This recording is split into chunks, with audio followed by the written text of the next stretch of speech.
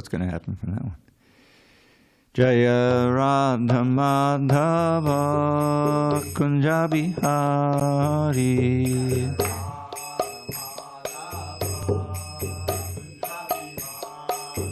Jaya Radha Madhava Kunja Bihari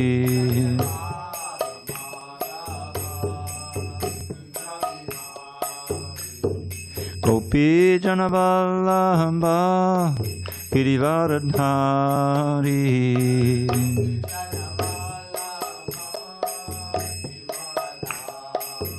Jaya Gopi Janavallabha Girivaradhari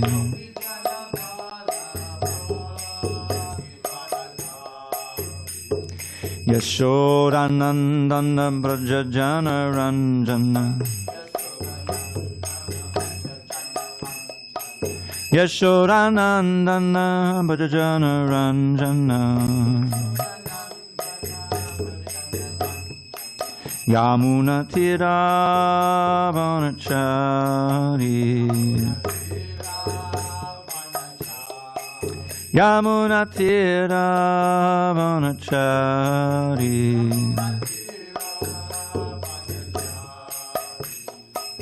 Hare Krishna, Hare Krishna, Krishna Krishna, Hare Hare, Hare Rama, Hare Rama, Rama Rama, Hare Hare.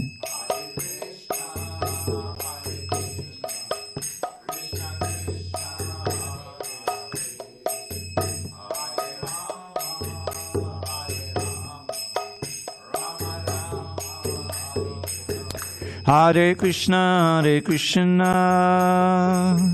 Krishna Krishna, Hare Hare, Hare Rama, Hare Rama, Rama Rama, Hare Hare.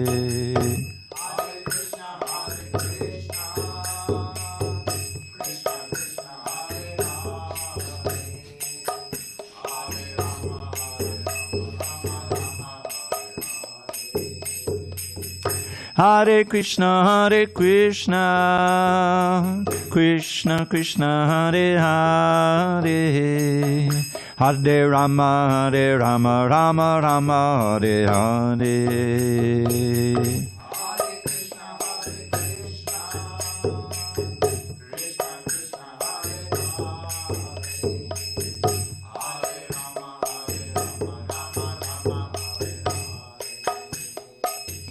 Jaya Radha Madhava Kunja Bihari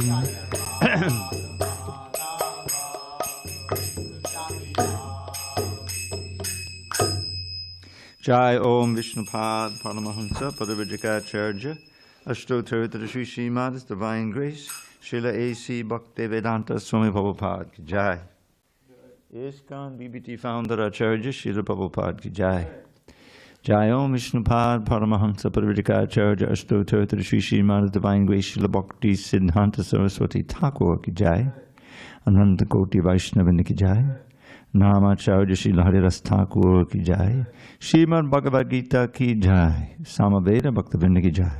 All glories to the assembled devotees. All glories to the assembled devotees. All glories to the assembled devotees. All glory to Sri Guru and Gauranga.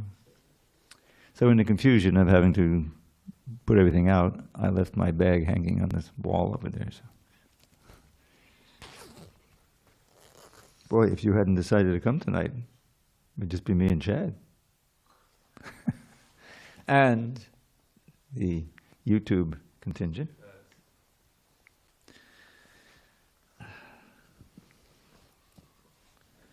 Okay, thank you, Prabhu.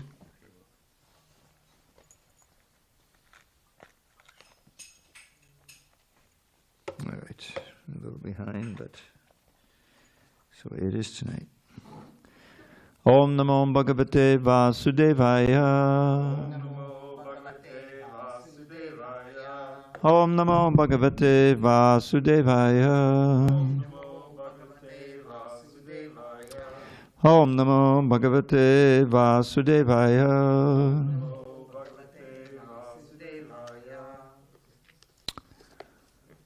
Okay. On this 15th day of October, 2025 in San Diego, we're reading from Srimad Bhagavad Gita as it is, translation and commentary by His Divine Grace, HG Dravida Swami Prabhupada. And we are in chapter 10, the Opulence of the Absolute, page 449, text number 30.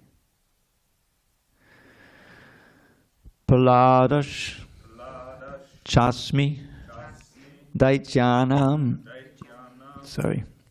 Kalaha Kalayatam Aham Mriganam Chamagendroham Vainateyash Tapakshinam Prahladas Chasmi Daityanam Kala Kalayatamaham Bhaganam Chamagendroham Vainateyash Tapakshinam Prahladas Chasmi Daityanam Kala Kalayatamaham Bhaganam Chamagendroham Vainateyas Tapakshinam Prahladas Chasmi Daityanam Kala Kalayatamaham Bhaganam Chamagendroham Vainateyas Tapakshinam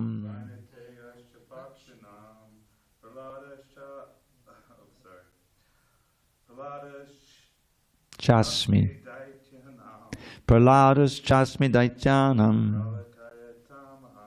Kala Kalayatamaham Bhaganam Chamagendroham Vainateyas Tapakshinam. Come on, Hina. There's only 3 of us. No, not me. Anyone online? Vanessa? It's too late, I guess. Okay. All right. Prahladaha, Prahlad. Cha, also, Asmi, I am. Daityanam, of the demons. Or actually, this is the descendants of Diti.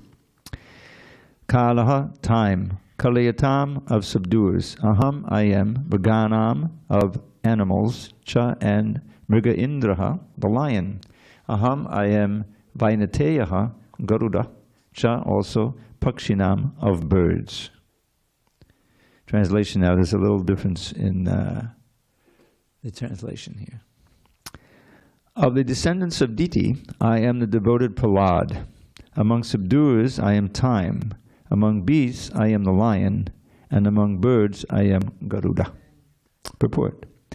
Diti and Aditi are 2 sisters. The sons of Aditi are called Adityas, and the sons of Diti are called Daityas. All the Adityas are devotees of the Lord, and all the Daityas, except Prahlad, are atheistic.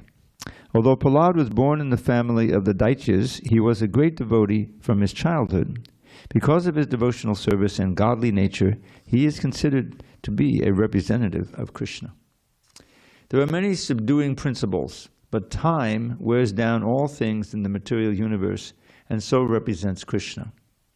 Of the many animals, the lion is the most powerful and ferocious, and of the million varieties of birds, Garuda, the bearer of Lord Vṛṣṇi, is the greatest. Om Jnanatamrandasya Jnanandana Shalakaya Chakshu Unmilitam Mena Tasmai Shri Gurave Namaha.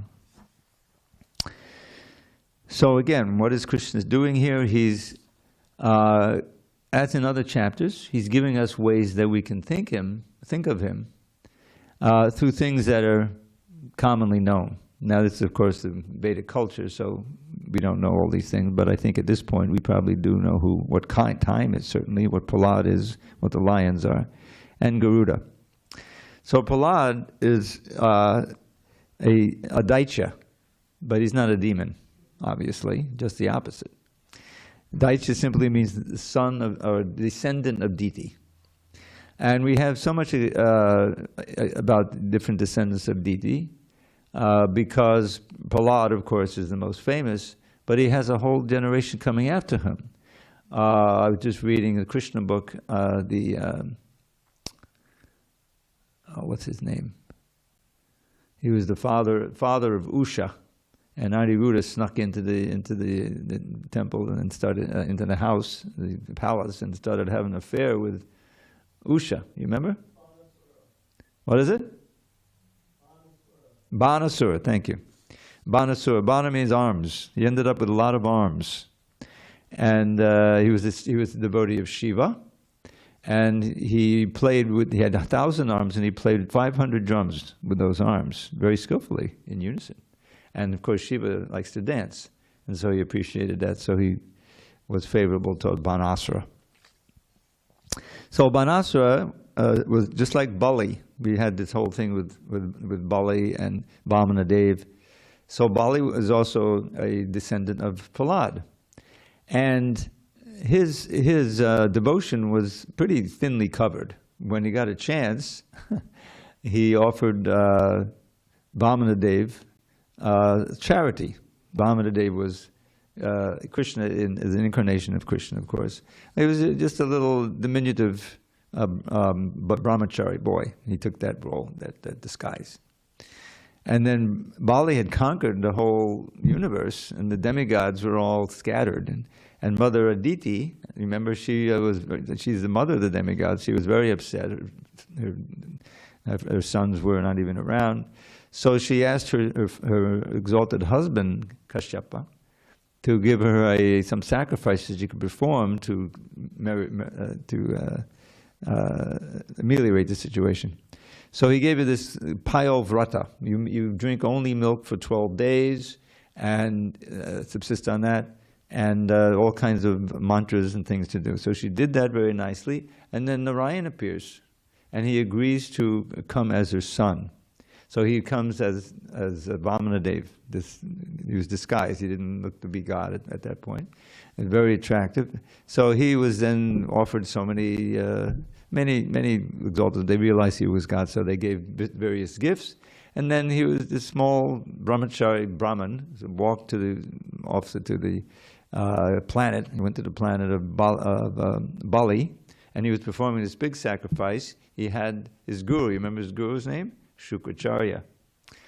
So Shukracharya, when Bali was trained, he was very respectful to the Brahmins. And so this nice Brahmin boy came, and so he offered him some charity, whatever he wanted. And Shukracharya said, no, don't do this. He's actually Vishnu. He'll take everything. So Bali said, oh, you're telling me not to offer to the Brahmins? I reject you. No, I reject you. So Shukracharya, oh my God. So, and he offered Bali what he wanted. So Bali, Vāmanadeva, so Vāmanadeva, I just want 3 steps of land. He had offered him a planet. He was running the universe. So I said, no. Yes, I should be satisfied with a very simple offering. Just 3 steps of land. I'll be very satisfied. So how's the big as that? As big as 4 of these squares. He was very small. So Shukracharya was saying, oh boy, what's going to happen? He knows it. So as soon as Bali confirmed, Shukracharya said, okay, you promised it to him, but he's cheating you anyway, so you can go back on your promise, it's okay. So Bali said, oh, that's horrible, I'm going to reject, so he rejected Shukracharya. So anyway, so what happened is that Vāmanadeva, as soon as he got the promise confirmed, he started expanding. And with one of his steps, he's known, in other words, as Urakram, which has different meanings. One of them means he who takes big steps. So with one step, he covered the whole world. With the next step, he covered the whole universe and pierced through the covering of the universe, and some water from the causal ocean leaked in and washed some of the dust from his lotus feet and became the Ganges. That's where the Ganges started. You didn't know that. So, Vāmanadeva then says, okay, Bali, you promised me 3 steps. Well, I'll put my 3rd step, because I've covered everything, So Bali said, oh, just put it on my head. Put it on my head.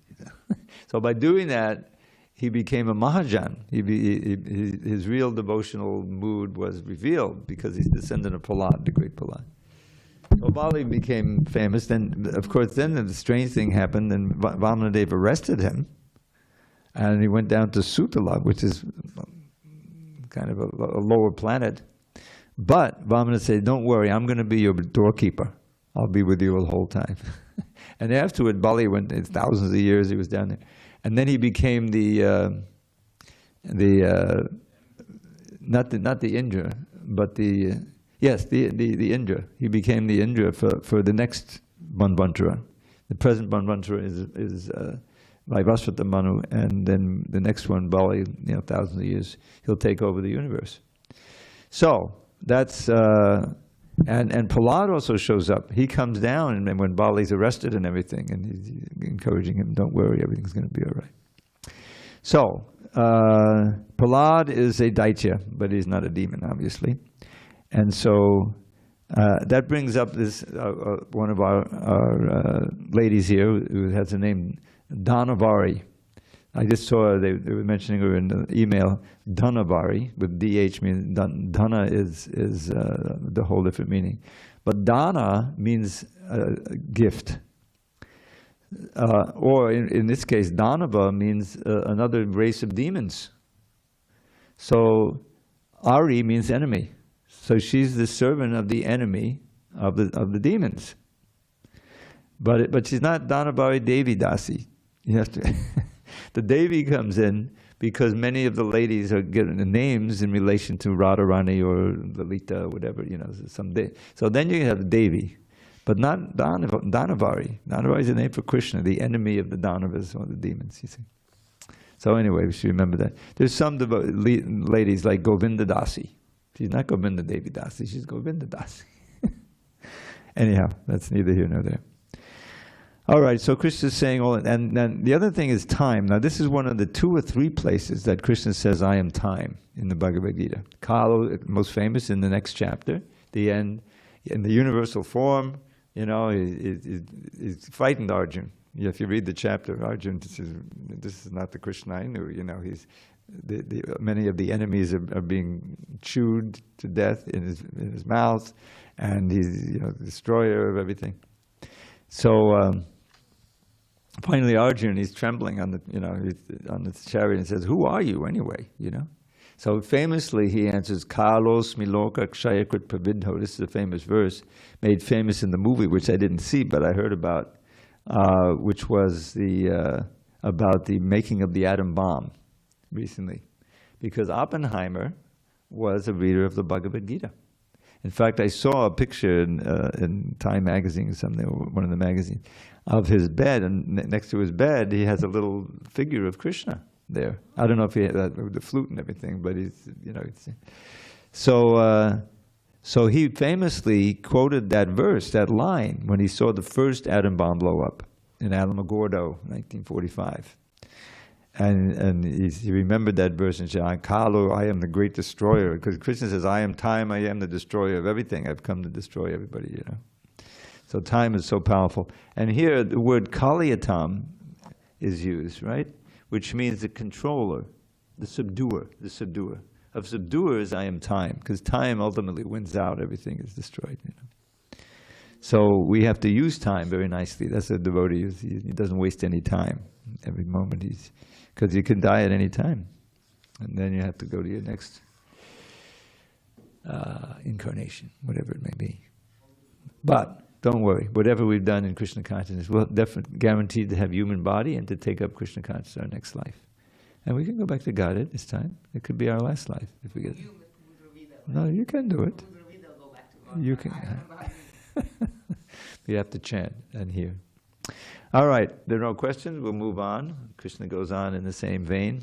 The next purport is only 2 sentences. Pavanak pavatamasmi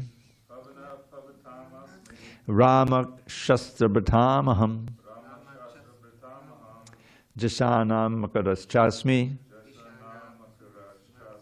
Srotasam asmi janavi. Of purifiers, I am the wind. Of the wielders of weapons, I am Rama. Of fishes, I am the shark. And of flowing rivers, I am the Ganges. Purport. Of all the aquatics, The shark is one of the biggest and is certainly the most dangerous to man. Thus the shark represents Krishna. Now this Rama is sometimes translated in other Gitas as Parashuram. It doesn't, you know, of course, Ram also wielded weapons, so you can take it. But Krishna is not identifying here in any of these verses with another incarnation of himself, I don't think. You know, you go through the list and but anyway, so wielders of weapons, I am Ram, can be Parashuram or Lord Ramchandra. A fish and a flowing river, I am the Ganges. I think that's, you know, when you go to the Ganges, I've had the opportunity when you go to Mayapur, the Ganges is flowing right there. So it's a perfect opportunity to bathe in the Ganges, which I had the good fortune to do several times. And I don't know, hopefully it'll help me at least take a birth as a devotee in my next life. Okay, moving along. Sarganam adarantascha madhyam chaibaham Arjuna adhyatma vidyanam vadak pravadatamaham. Of all creations I am the beginning and the end and also the middle. O Arjuna, of all sciences I am the spiritual science of the self, and among logicians I am the conclusive truth. Purport. Among the created manifestations, the first is the creation of the total material elements. As explained before, the cosmic manifestation is created and conducted by Mahavishnu, Garbhodakashaya Vishnu, and Kshirodakashaya Vishnu. And then again it is annihilated by Lord Shiva. Brahma is a secondary creator. All these agents of creation, maintenance, and annihilation are incarnations of the material qualities, meaning the modes of the Supreme Lord. Therefore, he is the beginning, the middle, and the end of all creation. For advanced education, there are various kinds of books of knowledge, such as the 4 Vedas, their 6 supplements, the Vedanta Sutra, books of logic, books of religiosity, and the Puranas. So altogether, there are 14 divisions of books of education. Of these, the book which presents Adhyatma Vidya, spiritual knowledge, in particular the Vedanta Sutra, represents Krishna. Among logicians, there are different kinds of argument. Supporting one's argument with evidence that also supports the opposing side is called Jalpa. Merely trying to defeat one's opponent is called Vitanda. But the actual conclusion is called Vada. This conclusive truth is a representation of Krishna. Aksharanam akarosmi dvandva samasikasya ahame bhakshaya kalo dataham vishvato mukaha. Of letters, I am the letter A, and among compound words, I am the dual compound. I am also inexhaustible time. So again he's saying time. He just said it a few verses back. Yep. Ahame bhakshaya kalo. Inexhaustible time. And of creators, I am Brahma. Purport. Akara, the first letter of the Sanskrit alphabet, is the beginning of the Vedic literature. Without Akara, nothing can be sounded. Therefore, it is the beginning of sound. In Sanskrit, there are also many compound words, of which the dual word, like Rama Krishna, is called Dvandva. In this compound, the words Rama and Krishna have the same form, and therefore the compound is called dual. Among all kinds of killers, time is the ultimate because time kills everything. Time is the representative of Krishna because in due course of time, there will be a great fire and everything will be annihilated. Among the living entities who are creators, Brahma, who has 4 heads, is the chief. Therefore, he is a representative of the Supreme Lord, Krishna. So, Kala, what is that verse? You remember that our final breath may come at any time, no matter if we're old and sick or in our youthful prime. So young and old alike should chant the name incessantly. The holy name of Shri Hari is surely all that be. So understanding that we're all being pushed along inevitably toward, the end of this body, but that we never die as souls. That's very important to remember. But the use of time, that's where you find this favorite verse, which I quote all the time, Labdvasu durlabam idam bahusam babante manushyamata damanichmapi yadira turnam yateta nabateta namityavad nikshaya sayabhishaya kalasarva taksyat. Is that having attained, oh human being, you have attained this very rare form, human life. Labdvasu durlabam means very rare. After many, many births, bahusam bhavante, manusham, human form, man. Artadam, which alone amongst all the different forms can facilitate your attainment of the real goal of life. Artha is in this context the goal of life. Artadam gives, but just like all forms of life, it's temporary. Artadam anityam. It's not eternal. This body, obviously. So one has to be sober-minded. And then the next line is pertinent to what I'm talking about the imperative of time, of not wasting time. Turnam yateta. Now he's saying, no, understanding what I just said in the first two lines, now do what I say in the third line. Turnam yateta napateta namrityavat. As long as you haven't died yet, you see. And this word anumritya is very interesting because anu means to follow. So death is right over your shoulder all the time. It can come at any time. You're driving along very nicely. And I gave the example last night. Some nut in a Tesla car trying to, put it on automatic. They had some automatic drivers, So he's taking a nap in the back seat and he's got the car going, but it goes out of control and you're driving along in I-5 and boom, you're finished. It can happen. So that's life. And therefore, don't waste time. Turna means immediately strive for the ultimate good, nikshaya saya, vishayakalasat, because after all, in all these other lives you've experienced all varieties of sense gratification. So don't waste your time. It'll just bring you another body, more suffering, So the vishayakalasarva taksya. So this word turnam comes up again and again.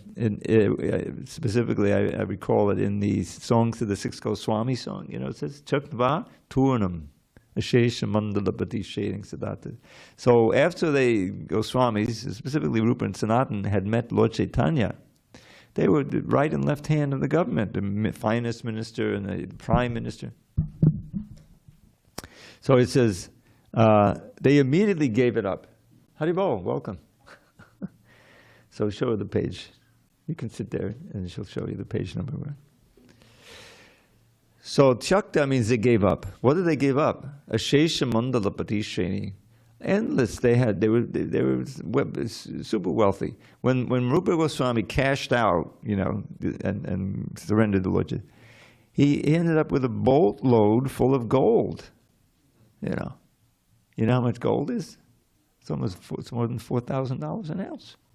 It's increased a lot. That's increasing every day. But I mean, 4,000, a whole boatload of gold, that must be billions of dollars. And what was he doing? He wasn't taking it with him to Vrindavan. Half of it he gave to his relatives. They must have been pretty happy. And I think the other, Yeah, right. So half of it he gave to the relatives. No, half of it he gave to the Brahmins and the Vaishnavas. A quarter of it he gave to his relatives. Still a lot. And the other quarter he gave to a very trustworthy grocer. Can you imagine? Quarter of a boat full of gold. Very trustworthy grocer. I don't think we have such grocers today. So, and that money was used to bribe for his brother to bribe his way out of jail so he could escape and also go to Vrindavan. So anyway, there wasn't any hesitancy. They just gave it up. Turna means immediately. They Chaktva Turnam, Ashesha Mandalapati. Their endless influence and wealth, they renounced it. And what did they do? Bhutva, Chaktva Turnam, Ashesha Mandalapati Sherin Sadat Tuchavat. They saw it as insignificant. Bhutva Dina Ganeshako. They became very humble, and for the sake of the fallen souls, they went to Vrindavan under Lord Chaitanya's instruction and started writing books and excavating the places of Lord Krishna's pastimes. They turned it into what it is today, a place of pilgrimage. And you know, wearing as austere as possible. From very wealthy to they wore torn clothes. They didn't eat. You know, they hardly ate at all or slept at all. They didn't even have a regular home. They lived under a different tree every night. You know, but they were. But what was their consciousness? You know, that's the first two lines. It says, "Dina Ganesha Kunyat Kopina Kandashito." Gopi Bhavara Samatav Dadahali Kalola Magno Mohor. They were diving, you know, and relishing the ocean of the highest, most blissful relation with Krishna as an assistant to the gopis, you know, and bringing Radha and Krishna together. Gopi Bhava Rasamatav Dadahali Kalola Magno Mohor, the diving and enjoying and swimming in that ocean.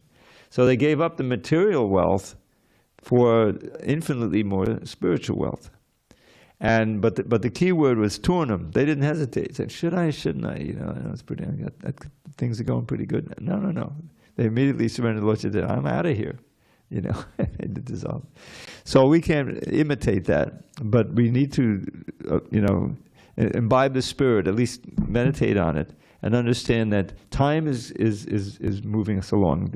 Twice he's mentioned time, right? I am time, and so. We need to, as quickly as possible, become serious, chant nicely, and progress in devotional service. Every one of us is a spirit soul. We're all sons of, you know, daughters of Krishna, and we have that relationship, and that is the actual goal of human life. Otherwise, we waste it in a million different ways. But at least making some progress on that line. Just coming to this class, you're making some progress, and you're hearing Prabhupada's words and Krishna's words. But we should say, okay, what else can I do? Okay, chant seriously. Learn how to chant japa, you know, and the internet is obviously a two-edged sword. You can fall down into a rabbit hole easily. But as well, if you live remotely or you're traveling, you can still access, you know, the programs we have it on line and so forth, and books, of course. So we should need to take advantage of it. That's the best thing we can do with this life. Now, we're back to Naga. This is why I don't like him to call us. We have a bhakta, and he came in and his nickname was Naga. Means a snake. What's your real name? Joseph. Okay, you're Bhakta Joe, you know. but there are some very pious Nagas, which we'll read in the next verse. No. Text 28. We didn't do 28 yet. Did we? No, we're on 34, right? 34 already? Okay. Boy, I guess I lost my place. Okay. So this one is a very famous line. Very famous. Mrityu savaharaschaham udbhavascha bhavishyatam kirti shri vakshanadinam Smitir medha dvatichama. I am all devouring death, and I am the generating principle of all that is yet to be. Among women, I am fame, fortune, fine speech, memory, intelligence, steadfastness, and patience. Now, there's one understanding of this, that these are all personified qualities in the women, you know? Just like Vak, right? Fine speech, Vak. This is like Saraswati. She's the goddess of speech, the goddess of learning. So there's a goddess who's the goddess of fame, the goddess of fortune. We know that. The goddess of fine speech, that's Saraswati. And all. So that's what he's saying. Among women, I am this woman named Fame, or represented by Fame, like that. So, purport. As soon as a man is born, he dies at every moment. Thus, death is devouring every living entity at every moment. That's the first thing. Mrityu savaharaschaham. But the last stroke is called death itself. That death is Krishna. As for future development, all living entities undergo 6 basic changes. They are born, they grow, they remain for some time, they reproduce, they dwindle, and finally they vanish. Of these changes, the first is deliverance from the womb, and that is Krishna. The first generation is the beginning of all future activities. The 7 opulences listed, fame, fortune, fine speech, memory, intelligence, steadfastness, and patience, are considered feminine. But that doesn't mean that only women can have them. If a person possesses all of them or some of them, he becomes glorious. If a man is famous as a righteous man, that makes him glorious. Sanskrit is a perfect language and is therefore very glorious. If after studying one can remember a subject matter, he is gifted with good memory, or smriti, and the ability not only to read many books on different subject matters, but to understand them and apply them when necessary is intelligence, medha, another opulence. The ability to overcome unsteadiness is called firmness or steadfastness, driti. And when one is fully qualified, yet is humble and gentle, and when one is able to keep his balance both in sorrow and ecstasy of joy, he has the opulence called patience or ksama. So there's a lot that could be said about these. We pointed out, when among women I am fine, but not only women possess them. Driti is one of the main qualities of the Kshatriyas, to be steadfast and firm in battle, So it may be represented by a woman. In fact, there's a famous artist named Driti. She painted some of these paintings on the wall here. She's very good. She came here once and painted the deities. Her husband died, unfortunately. He was also an artist. But Driti is anyone can have that Driti. This is determination and steadfastness in whatever you're doing, So Krishna is identifying this. And the most famous of the lines is Mrityu Sarva Haraschaham. Prabhupada would quote it all the time. So whatever you try to collect in this world, right, and someone is trying to put something away for your retirement or whatever it is, collecting. But whatever you have in terms of wealth, influence, fame, you see, death will take it away. Because the next life you don't even remember you had it, right? No matter what you have. So Krishna is identifying himself with that. Prabhupada says these atheists, they don't believe in God. So whereas devotees, we believe in Krishna and we want to see him, and we see him in the altar and we see him in so many ways. So the atheists, they see God at death, where he comes and takes everything away. What do you have left? Right? So we should always remember that we want to see Krishna playing the flute. We don't want to see him as all devouring death and taking the body away, and family, money, fame, everything gone. You see.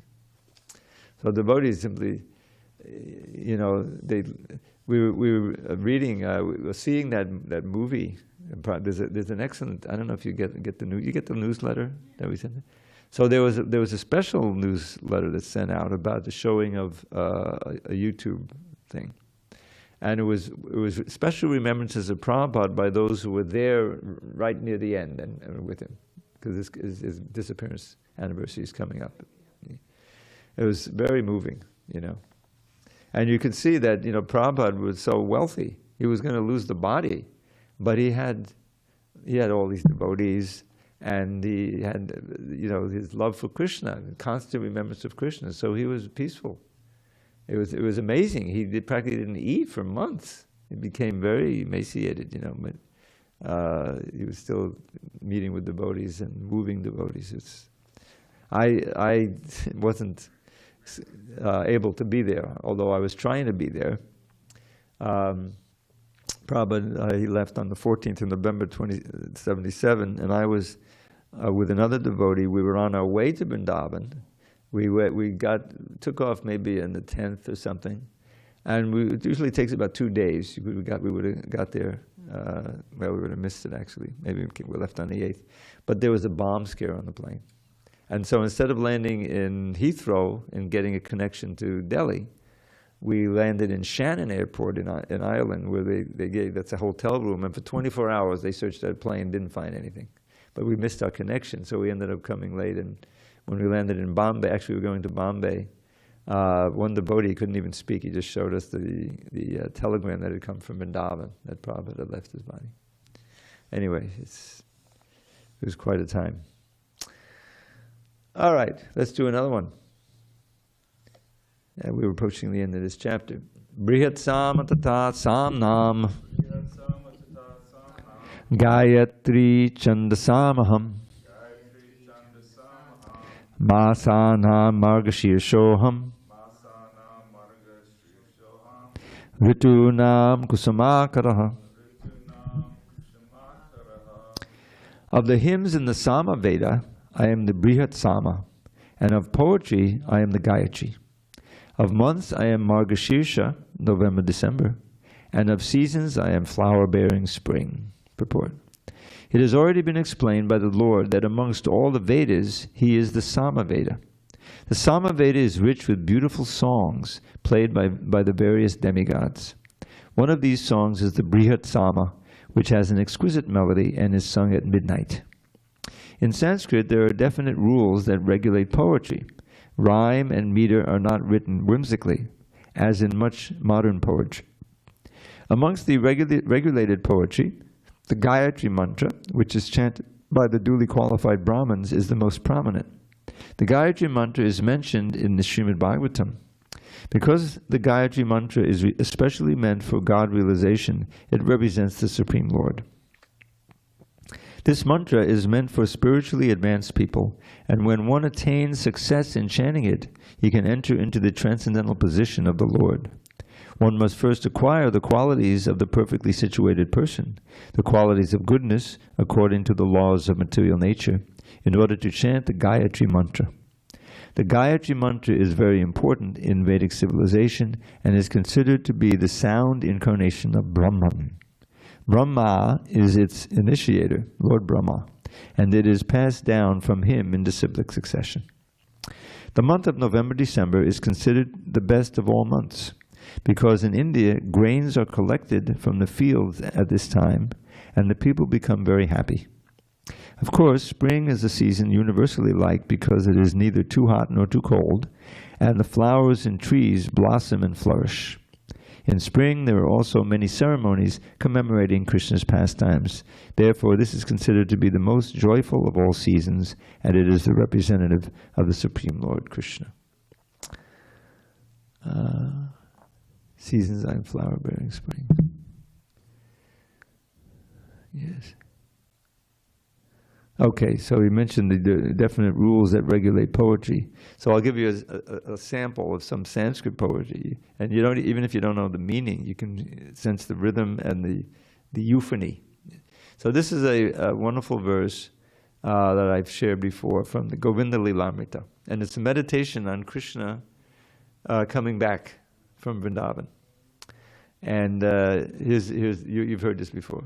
Denu vrindam anamandamayantam venu gitam amatam visujantam renu rushitalalakabantam ke nuvikshasamayur namudantam.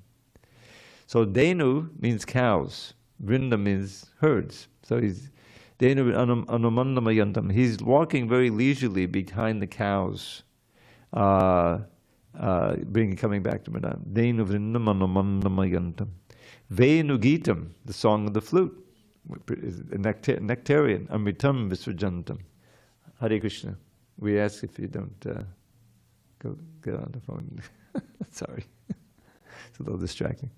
So, Denu gitam amritam visrajantam. So you notice the first and the last syllable of each line is rhyming. Denu vrindamanamanamayantam Venu gitam amritam visrajantam Renu rushitalalakabantam. Renu is dust. So as those thousands of cows are walking in the forest, the auspicious dust of Vrindavan is being, make a big cloud, and it powders his hair. This is like a decoration on his hair. Curly blacks of hair. They're swaying as he walks playing the flute. Renu rushitalalakabantam. Kenu, who indeed? Seeing this sight, Kenu Viksha Samayur Namadanda would not enter into the highest state of bliss. Mood is joy of bliss, and Antam is the end. So you have Denu, Venu, Renu, and Kenu, and you also have the end rhyming, so that's very nice. So here's another one. Urasipadispuradindinamindinamandada sajolasitam hanamanganata mangala mangala satchandanam bande. So, Rupa Goswami, upon his chest is manifest the mark of goddess Shri, and there to rest the best of reeds, a temple for the bees, who worship him by singing hymns that limn his loving play. Now you may not know this word limn, not L-I-M-B, but L-I-M-N, which means to describe. It's a rare word, but it rhymes with hymn, H-Y-M-N, so I use it. Who worship him by singing hymns that limn his loving play, while Shri Hari most gleefully acclaims the way they pray. For Braja's love-mad milkmaids and for all the Brahmins' wives, Shri Krishna is the ultimate good fortune in their lives. His sandal-paste anointed limbs bedim the full moon's glow, unto the lotus feet of Shri Hari I bow down low. So the Sanskrit poetry is exquisite, and I make, my poetry with some sense of poetry.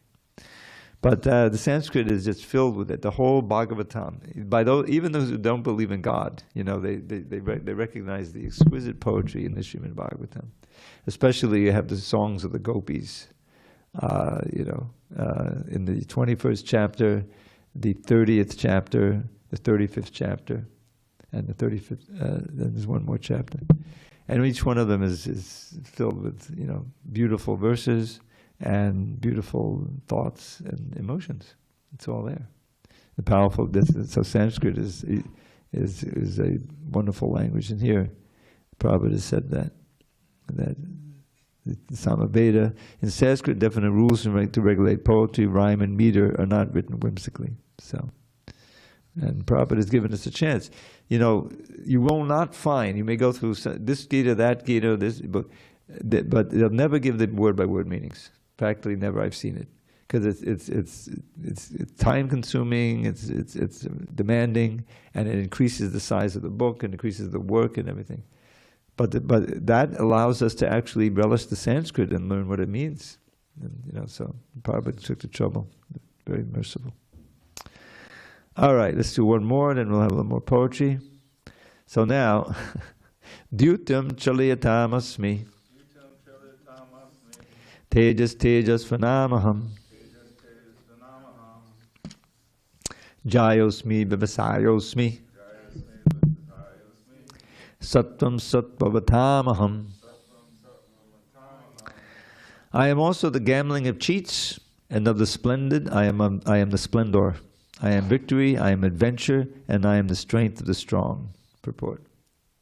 There are many kinds of cheaters all over the universe. Of all cheating processes, gambling stands supreme and therefore represents Krishna. As the Supreme, Krishna can be more deceitful than any mere man. The unfortunate commentator who wants to cheat Krishna and the public by saying that there is something greater than Krishna is cheated by Krishna, and the commentator cannot understand Krishna after any length of time. If Krishna chooses to deceive a person, no one can surpass him in his deceit. His greatness is not simply one-sided, it is all-sided. Among the victorious, he is victory. He is the splendor of the splendid. Among the enterprising and industrious, he is the most enterprising, the most industrious. Among adventurers, he is the most adventurous. And among the strong, he is the strongest. When Krishna was present on earth, no one could surpass him in strength. Even in his childhood, he lifted Govardhan Hill. No one can surpass him in cheating. No one can surpass him in splendor. No one can surpass him in victory. No one can surpass him in enterprise. And no one can surpass him in strength. Okay. So I am adventure, and also I am venture. Adventure is the when you're making an investment in something. Krishna is the success of that also. All right, one more. Vṛṣṇi I Vāsudevosmi, Pāṇḍavanam Dhananjaya, Muninam apyaham Vyāsa, Kavinam Uśanā kavi. Of the descendants of Vṛṣṇi, I am Vāsudeva, and of the Pāṇḍavas, I am Arjuna. Arjuna must have been happy to hear that. Of the sages, I am Vyāsa, and among great thinkers, I am Uśanā. Purport. Krishna is the original Supreme Personality of Godhead, and Baladeva is Krishna's immediate expansion. Both Lord Krishna and Baladeva appeared as sons of Vāsudeva, so both of them may be called Vāsudeva. From another point of view, because Krishna never leaves Vrindavan, all the forms of Krishna that appear elsewhere are his expansions. Vāsudeva is Krishna's immediate expansion, so Vāsudeva is not different from Krishna. It is to be understood that the Vāsudeva referred to in this verse of the Bhagavad Gita is Baladev, or Balaram, because he is the original source of all incarnations, and thus he is the sole source of Vāsudeva. The immediate expansions of the Lord are called Svangsha, personal expansion. So it breaks down to Sva Angsha. Angsha is a little part, you see, my part, so it's Svangsha. And there are also expansions called Vibhinangsha, separated. Binna means separated. So we belong to the Vibhinangsha, separated parts and parcels. Among the sons of Pāṇḍu, Arjuna is famous as Dhananjaya. He is the best of men and therefore represents Krishna. Dhananjaya means he was the winner of wealth. Among the Munis, or learned men conversant in Vedic knowledge, Vyāsa is the greatest because he explained Vedic knowledge in many different ways for the understanding of the common mass of people in this age of Kali. And Vyāsa is also known as an incarnation of Krishna. Therefore, Vyāsa also represents Krishna. Kavis are those who are capable of thinking thoroughly on any subject matter. Among the Kavis, Uśanā, Shukracharya, was the spiritual master of the demons. He was an extremely intelligent and far-seeing politician. Thus, Shukracharya is another representative of the opulence of Krishna. Now, we just finished the 8th canto when we had that whole thing with Vāmanadeva, and Shukracharya was very prominent there. And in that pastime, he is in the role of kind of a spoiler. You know, he's trying to get Bali not to give Vāmanadeva any charity. And so Bali rejects him. You know, you're telling me not to give charity to God. You know, I reject you now. You know, so then how does Krishna, you know, identify himself with Shukracharya? Because in that 8th canto, Shukracharya doesn't. But later on, he comes back. There's a thing in the show that he turns out to be a devotee also. So he kind of, it all comes out all nice in the end. But at least when we're reading about Shukracharya and how Bali rejects him, it's hard to imagine how he's an incarnation of Krishna, but he is. Okay, so it's almost time. So a couple of more poems will pick up there on Monday. Dando Damitam. And Krishna, this chapter is almost over. At the end, he says, "What's the use of all this detailed, stuff? I with a little fragment of my power, I support the whole universe." You know? So, okay.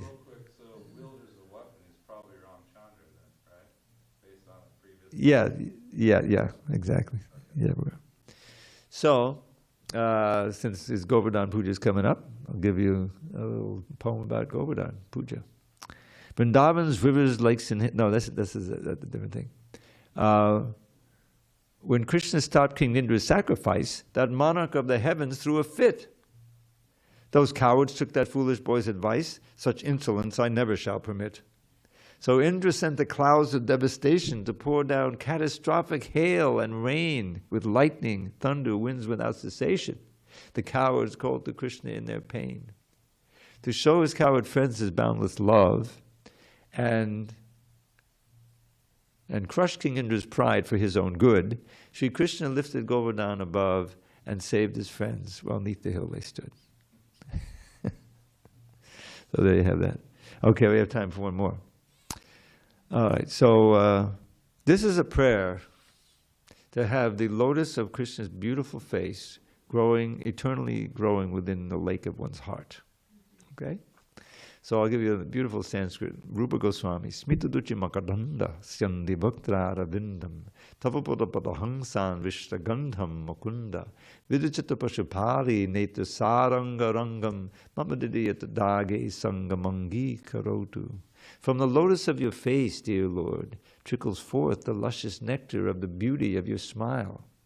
Your exalted devotees, great swans, seek the fragrance of that lotus which does air their hearts beguile. Your beloved Gopi's eyes, mad bees, taste the most exquisite pleasure in that lotus of your face. O my dear Mukunda Dev, I pray, may the lake of my poor heart be by that lotus ever graced. Gaur Premanandi Hari Hari.